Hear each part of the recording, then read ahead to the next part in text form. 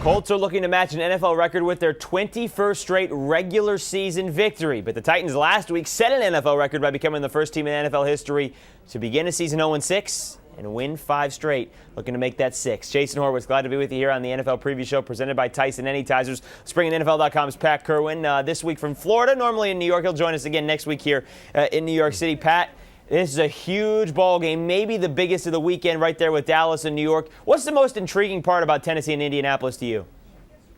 Well, the most intriguing part is they've split. Now, Jeff Fisher has had a pretty good plan to slow down Peyton Manning, and he's got his home football team really revved up, averaging 29 points a game right now since Vince took over 5 weeks ago. So it is an important game for Tennessee if, in fact, by next week we want to talk about a team that is back in the playoff hunt. Without this one, they're not getting there, so it's desperation time for the Titans. Yeah, Pat, you talked about Vince Young and 5-0 since he took over. He may be fueling this offense, and last week he was fantastic. That 99-yard drive, all the passing yards he had of a career high, he was fantastic.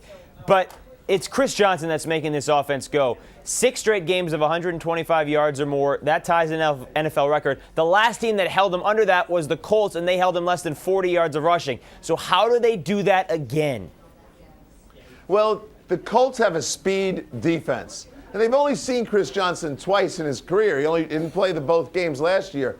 But when you have a speed defense, you can bracket this player off. They'll corral him. They're going to take him away from the first play of the game and commit themselves to that and basically say to Vince, beat us with your arm, Vince. Now, we saw Vince do that last week. Tremendous 99-yard drive. But I think the Colts will take their chance on that. Talk to Melvin Bullitt this week, one of the safeties, and he's one of those guys who's going to be responsible to contain Chris Johnson. I think Chris gets 100 yards, but I don't think he has one of those 200-yard days. What about the Colts, Pat? They're the first team in NFL history to have 5 consecutive fourth-quarter comeback victories. Does that just add more to the lore of this team and how good they are, or does that make it a little concerning, the fact that they're having to come back every week?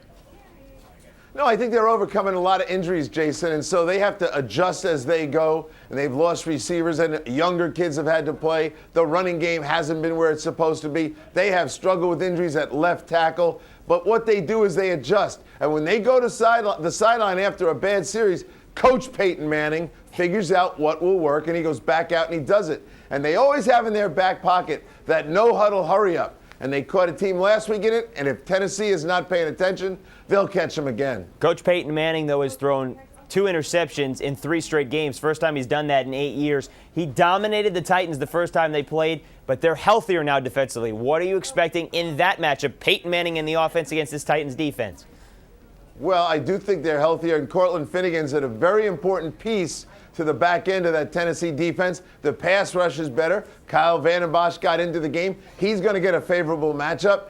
To me, the Colts have to get the running game going this time. Joseph Adai, and I'm going to count 2 things with Adai. The running game and then the check down / screen game. It's all part of the run because Tennessee is going to play off and try to keep all those receivers in front of him. Peyton can be patient when he knows he's up against this kind of defense. Look for it to be a lower scoring game than the Colts are usually able to produce, but I still like the Colts. You like the Colts for the victory. It's a 1 o'clock Eastern kick on CBS. Pat, we appreciate it. We'll see you back here in New York next week. Take care, Jason. All right, folks, for more on this game, stay right here with CBSSports.com. That'll do it for the NFL Preview Show presented by Tyson Anytizers, the meaty Good Man Snack. For Pat Kirwan, I'm Jason Horowitz. Take care, folks.